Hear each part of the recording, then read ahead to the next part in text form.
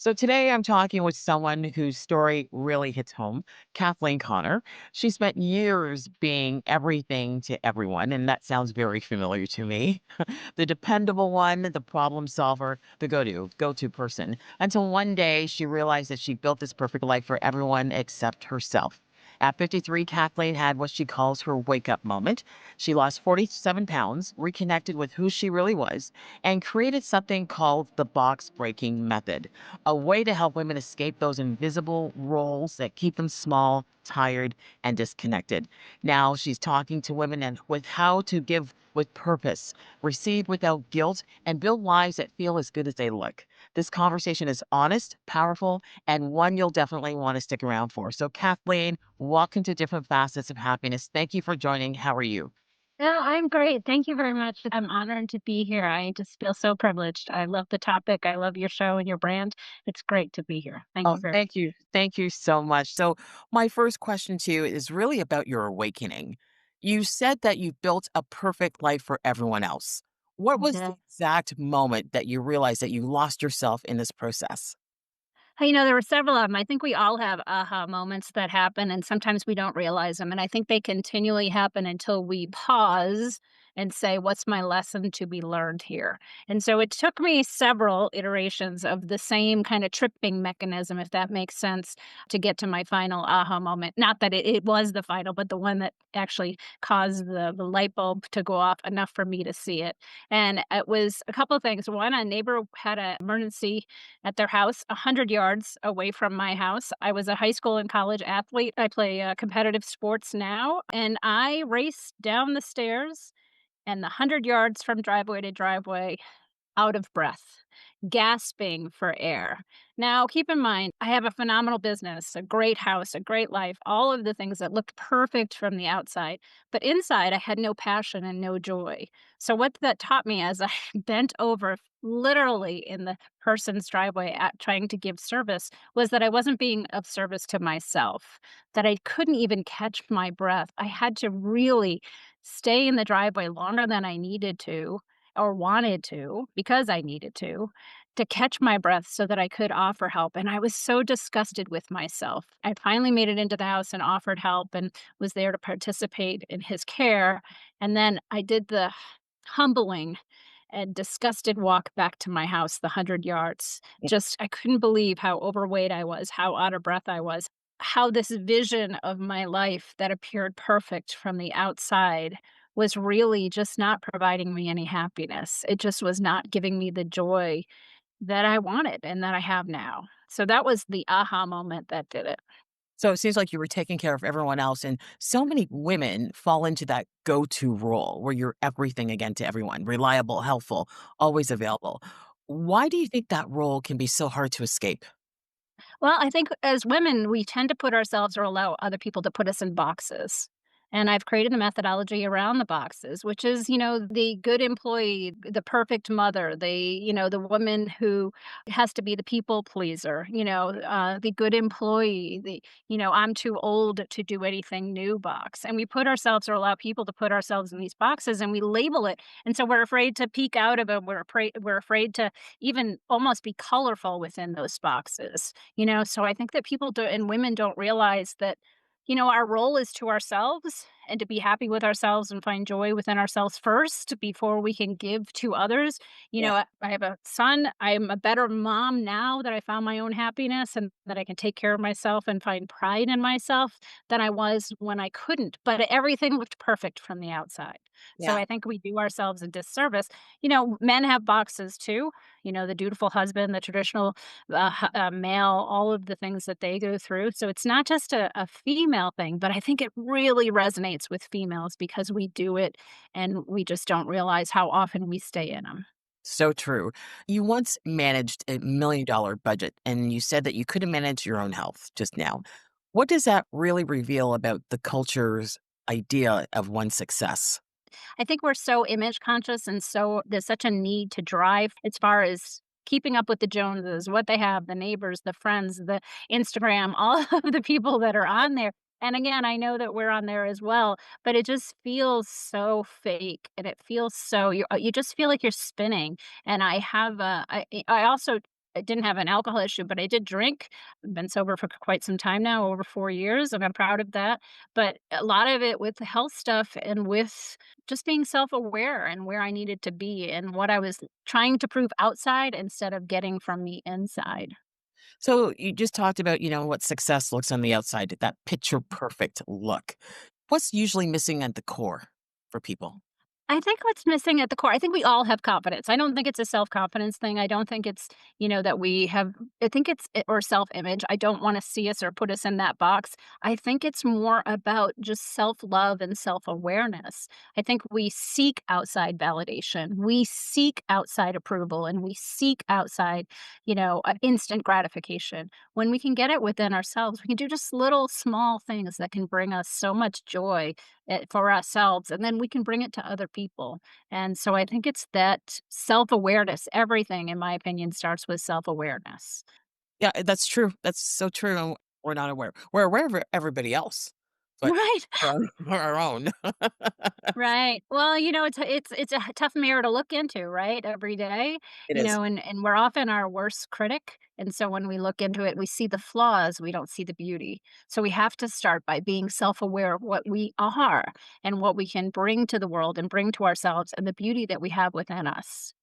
So, what would you say is the first red flag for when someone has lost themselves in the roles that they're playing? The mother, the Well, I think, employee, the toxic behaviors, negative impacts or negative things into your life and into your body. I think drinking is one, adding anything into your body that can taint your view or numb your emotions, I would say, give you a different perspective on things. I think that those are triggers when you're seeking or talking about other people, in a yes, toxic or negative way. I think gossiping or any of those types of things, yes, anything I think that drives negativity, being critical of others, judging others, a toxic diet. I call it a window diet, the fast food diet, when you go through the fast food. And I know when we all have kids and we all have sports and we do, there's some things that we have to do, but maybe we can choose some healthy choices or figure those things out too.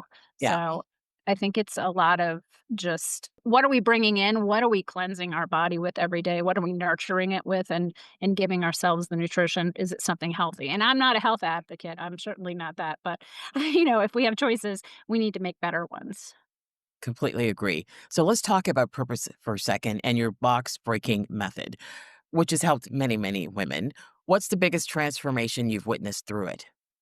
Oh, besides my own, I think it's just the women that are, I think we all have our support groups. We all have our book clubs, our wine clubs, our dinner clubs, our group of friends, coffee time, all of that. But it's when we, again, the self-awareness to be like, I'm just stuck with their help, with their need. So what it is, the aha moment is the transformation when someone comes to me and says, I'm unhappy, I'm unhealthy, I don't like myself, and not only do I not like myself, I don't like the people in my house. How can I be better? And not that they want to leave, but they wanna better themselves and better their relationships and better their relationships with their kids and their communication. I often tell people and hear people say the word "fine." Everything is fine. I'm fine, work is fine, life is fine, kids are fine, dog is fine, husband's fine. Fine, in my opinion, is not an emotion. Fine, in my opinion, stands for feelings I never express. And Yes. so the aha moment is people that are really ready, and the biggest transformation are that say, I'm ready. I've done the therapy, and therapy is great. I'm an advocate for mental health all the time. Therapy is great, but it works with your past. What we do here in Chasing Purpose is that we help people identify where they are now. We'll talk about the past because that's where we are. That's who's made us Yeah. and where we've come from. But we're not going to live there. We're going to build a roadmap. We're going to get you to the person that you need to be and want to be, and we're going to go through these roadblocks and figure out what you build coping mechanisms and figure out the triggers that are really stopping you. So when someone completes the box breaking method, what can they expect life to look like after this?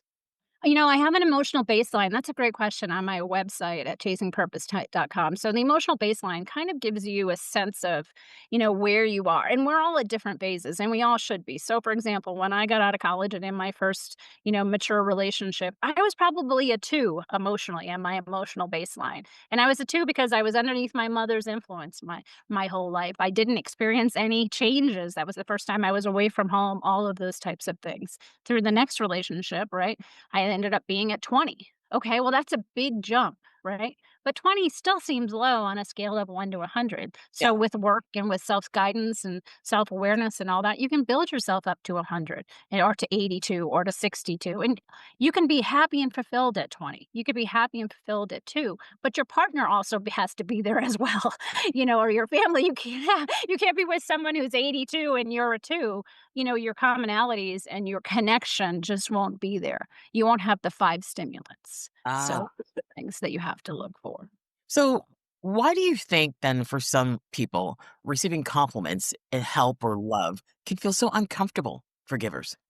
I think we don't like to be shined on, and I think because we don't shine on ourselves, I think women, and I don't wanna generalize this, I think women have a really hard time accepting compliments. When someone says, "Oh, I like the blouse," it's always like, "Oh, I bought it at a thrift store," or "It's a Target," or it's never a thank you. It's always a justification of why we're wearing it. And I think we have to be better at taking those compliments in and just really embracing them and getting them from your head to your heart to your gut so that that whether it's a shirt or a top or your shoes or your smile and someone compliments you, that's you and how you shine. It doesn't matter what you wear, you should still take it as a compliment. Absolutely. You should receive it and receive it well. So your father taught you about Mm. takers and takers. What was that lesson and how has it guided you throughout your life? Well, my father was a wise man in a lot of ways, and he was a very curious kid, so he helped with me absorbing his wisdom. And he always said, or had often said, that there are 2 types of people: givers and takers, and that the givers always give without question, without any word of acknowledgement, or just through gratitude. They always, always give, and they often forget to take because they're always givers. And that takers, he always said, again, 2 types of people, that they're givers and takers, and that takers always take, and they always take for themselves, and they don't really, I don't wanna say care about other people, they just take for themselves, self-affirmation, self-planning, self-manipulation, all of that, or manipulating others for self-gratification, and they never give. He was always adamant about saying the word "never" with a oomph, and they never give. He always said that the givers can take and give, but the takers never give. Ah, So he was always wise with that. that's And it's not a judgment, we never wanna judge people, but it always, again, you can kinda say when you're a giver, someone of service like yourself, Jackie, you wanna be with someone who's a giver as well, right? Or you wanna be with somebody, you wanna be with somebody who's aligned with your emotional baseline. That's important. So to be a giver and to have a taker, that that feeds into your giving mentality, that into their taking mentality, but yeah. it isn't really often doesn't always create a helpful and healthy relationship. Yeah. You described your past as both a success story and a survival story. Which part taught you more about happiness? Oh, that's a great question. I think that survival actually probably taught me most about resilience and dedication and not giving up. I think the success taught me courage because I was in a very male misogynistic industry in a male driven world, and it was hard to maneuver, and I was the female that in a boardroom let the men sit first, let Yeah. the men take the food first, let the men lead, all of those things, and was always passed over for things. And so that taught me some hard lessons being in a male society, professional society. But I think the survivor, just having to deal with some hard relationships and some hard challenges in my life, that made me pretty resilient. And it's amazing when you just made reference to that. I understand exactly what you're talking about in the corporate world. But how do you, Yeah. yeah, so you see a lot of that in the corporate world. I'm sure in many other industries as well. But how do you balance being of service to others and protecting your energy at the same time?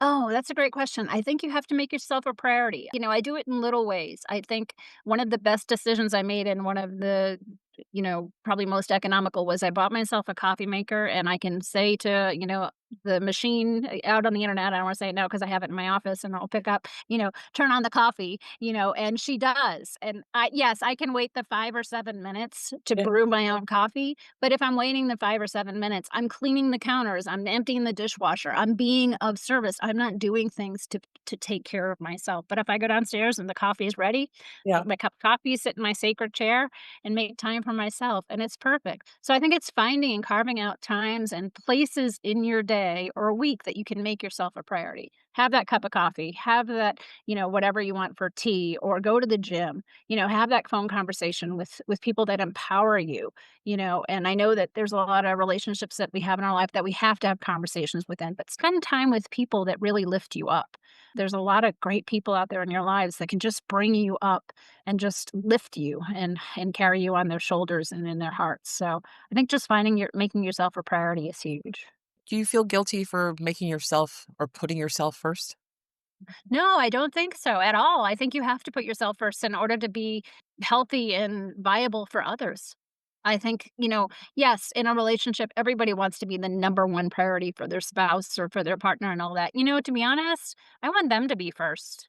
I want them to be able to be happy with their choices and with their being their own priority and spending time with themselves, instead of coming to me for all of their needs and all of their wants and all of their validations. So Yes. yes, you want to be up on the list. You don't want to be number 8 or number 10, that's for sure, in your spouse's or your partner's life. But number 1, that's for them and that's for me. So yeah, Yeah. fine. Even kids, I love my son, but I'm making sure that he understands that he's his own priority. That's right. So true. What kind of legacy do you hope that your story leaves behind for other women? Oh, great question. I hope that I can leave an impact on them where they find purpose in their life. It doesn't need to be career or house, just within themselves. And it doesn't mean of service, just being able to just be happy within themselves and show care, and just being able to. I always tell people and tell myself, do 1% better every day. Just 1% better. That's all you have to do is that 1%. And it's contagious. You do it every day, and before too long, you have a 20% bucket filled, and it's pretty darn good. But that 1%, I don't set my goals too high, and I don't expect anybody else to make them achievable. And my legacy is just I want people to have fun, and I want to be impactful in their lives. This is it. And finally, Kathleen, one last question, very different from the questions I've asked you Yeah, previously. sure. Do you believe in life after death? And if Oh, that's a great question. I believe that we are all part of a collective, that there's a universal whole out there. And I think that we stay in that universal whole in whatever spirit we stay in. So, do I believe in reincarnation? Sure. Do I believe that my father's comes back as a ladybug? Yeah, absolutely. But, yeah, but I believe that we all have other lives and we're going to come around again until we learn all of the lessons that we need to. So, it's a great life to enjoy while we're here. It's not a trial run. This is all we get. So yes, I do believe that we are all part of something. And if it comes back around and I can do it better next time, then I will absolutely do that too. Kathleen Conner, thank you so much. What a great interview. Yeah, thank you, Jackie. I really appreciated it. I love you very much. Oh, thank you so much. I love you too. Back at you. Well, take care. What a journey this conversation has been. Kathleen reminded us that sometimes the strongest people are the ones silently disappearing behind the lives of everyone else that they've built, until one day they finally decide to come home themselves. Happiness isn't about checking every box, it's about breaking them. It's also the moment where you stop and ask yourself, who do I need to be for everyone else and why? Why can't I be that person for myself? Who am I really? If this episode stirred something in you or resonated with you, please take a moment and ask yourself, what part of me have I been ignoring just to keep the peace? A huge thank you to the incredible Kathleen Conner for sharing her heart, her story, and her power with us today. And you can connect with her and learn more about her box breaking method at chasingpurpose.com. And if you love this episode, hit the follow, subscribe, and please share it with someone else who needs it. And also leave us a quick review. It really helps people to find their way and also to listen to these conversations. Until next time, keep exploring the different facets of happiness. And remember, freedom begins the moment you stop living for approval and start living for truth for yourself. I'm Jackie Denise. Thanks for joining us.